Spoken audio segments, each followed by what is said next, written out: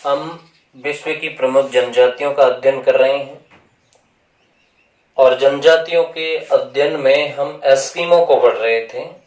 ध्रुवीय ठंडे प्रदेशों की जनजाति जो उत्तरी कनाडा और ग्रीनलैंड में रहती है, जिनका शरीर रचना, अर्थ, निवास क्षेत्र और इकोनॉमी के बारे में पढ़ लिया था। उसके बाद दो चीजें हमारे पास रही थी पढ़ने की, एक जनजाति के हिसाब से, एक तो उनका सामाजिक और सांस्कृतिक इन्वायरमेंट पढ़ना था और एक चीज पढ़नी थी कि उनका एनवायरमेंट एडजस्टमेंट कैसा है, वातावरण के साथ समायोजन वो लोग किस तरीके से करते हैं, और एक चीज पढ़नी थी कि इन लोगों का जो आधुनिक परिवेश है उसमें बदलाव किस तरीके से आ रहा है। ये तीन चीजें पढ़नी थी। तो सबसे पहले हम सामाजिक और सांस्कृतिक वातावरण की स्टडी कर लें। तो हेडिंग डाल दो सामाजिक व सांस्कृतिक वातावरण। सामाजिक व सांस्कृतिक वातावरण। यहां अपन बाई पॉइंट ही लिखेंगे कि इनकी समाज व्यवस्था या इनका सांस्कृतिक परिवेश कैसा है। तो अपन 4-5 बिंदुओं के माध्यम से लिखेंगे, किताब ने संक्षिप्त में लिखा है। तो सबसे पहले अपन इनकी सामाजिक सांस्कृतिक व तीन चीजें पढ़नी बाकी थी। सामाजिक सांस्कृतिक वातावरण के बारे में, वातावरण समायोजन के बारे में और आधुनिक बदलाव के बारे में। तीनों चीजें अपन ने नोट की। थोड़ा अपन समझते हैं कि सामाजिक और सांस्कृतिक वातावरण क्या है। 4-5 चीजें आपको लिखनी है कि ये जो जनजाति है वो आज भी आदिकालीन घुमक्कड़ जीवन यापन कर रही है। इनका जो सोशल बिहेवियर है वो घुमक्कड़ है। ये लोग स्थान स्थान पर जाते हैं, शिकार करते हैं और अपने जीवन का गुजारा करते हैं। तो पहले इनकी सामाजिक विशेषता हो गई आदिकालीन घुमक्कड़ जीवन। पितृवंशीय समाज है, अर्थात पितृ प्रधान समाज है। परिवार में मुख्य होता है वो पिता अर्थात पुरुष होता है, तो वो हो गया पितृवंशीय समाज है। बहुपत्नी प्रथा पाई जाती है। अंधविश्वास अभी भी इनमें है। दूसरी हो गई पितृवंशीय, तीसरी हो गई बहुपत्नी प्रथा, चौथी हो गई जादू टोना में विश्वास करते हैं, ये अंधविश्वास है। कुछ उत्सव और त्योहार भी मनाते हैं, तो अंधविश्वास भी इसका एक सोशल बिहेवियर हो गया। इनकी भाषा, ये प्रश्न कई बार पूछा जाता है। एस्किमो की जो भाषा है वो एल्यूट भाषा है, तो लैंग्वेज का नाम हो गया एल्यूट। इनकी एक सामाजिक विशेषता और है कि जो बूढ़े लोग होते हैं या शक्त, कमजोर, बीमार लोग होते हैं वो कठोर वातावरण में जीवन जी नहीं सकते, इसलिए वो कठोर वातावरणीय दशा के अंदर आत्महत्या कर लेते हैं। तो ये भी इनके समाज की एक विशेषता है। तो ये हो गई सामाजिक विशेषता। फिर वातावरण के साथ क्या एडजस्टमेंट बिठा करके रखते हैं। हम अच्छी तरीके से जानते हैं कि एस्किमो जिस क्षेत्र में निवास करते हैं वहां का वातावरण बड़ा कठोर है। शीतकालीन परिस्थितियां पाई जाती हैं और यूं देखें तो बर्फीली आंधियां वगैरह एक असहनीय वातावरण है। इस असहनीय वातावरण को प्रकृति की चीजों का किस तरीके से इस्तेमाल करते हैं, तो 3 चीजों के माध्यम से किताब ने समझाने की कोशिश की है।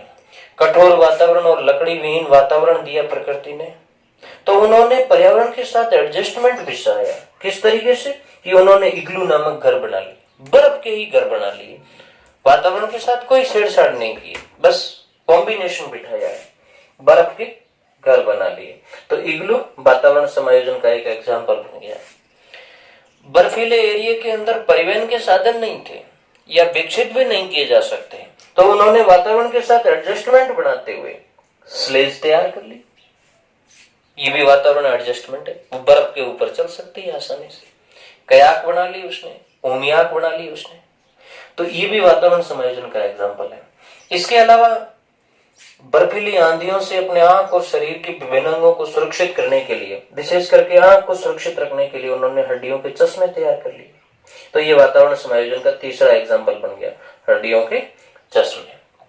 तो ये हो गया एनवायरमेंट के साथ एडजस्टमेंट, वातावरण समायोजन। 3 तरीके, 3 एग्जाम्पल देने आपको, इग्लू का, स्लेज, कयाक, ओमियाक का और हड्डियों के चश्मे का। उसके बाद एक अच्छा 2 नंबर का प्रश्न बन सकता है कि आधुनिक बदलाव क्या आ रहा है, इस जनजाति के अंदर वर्तमान समय में क्या बदलाव आ रहा है। 5 चीज यहाँ नोट करिए आप, 5 चीज बहुत इंपॉर्टेंट है, ये प्रश्न अच्छा प्रश्न बन सकता है। पहली चीज, 1960 के बाद किताब स्पष्ट लिखती है कि 1960 के बाद इन लोगों का यूरोपियन और अमेरिकी लोगों से संपर्क बढ़ा है। तो यूरोपियन और अमेरिकी लोग तो सभ्य है, जब सभ्य आपको संपर्क इनका क्यों बढ़ा, कैसे बढ़ा, क्योंकि ध्रुवीय क्षेत्रों में कई चीजें पाई जाती हैं, जैसे मछलियों के मांस हो गए, हड्डियां हो गई, उनकी खाल वगैरह, उनका वो लोग व्यापार करते हैं, पशुओं के खाल वगैरह व्यापार का आगे चैप्टर है। तो उनसे उनका क्या हुआ है, यूरोपियन और अमेरिकन लोगों के साथ संपर्क बढ़ा है, जिससे उनके परिवेश में थोड़ा बदलाव आया।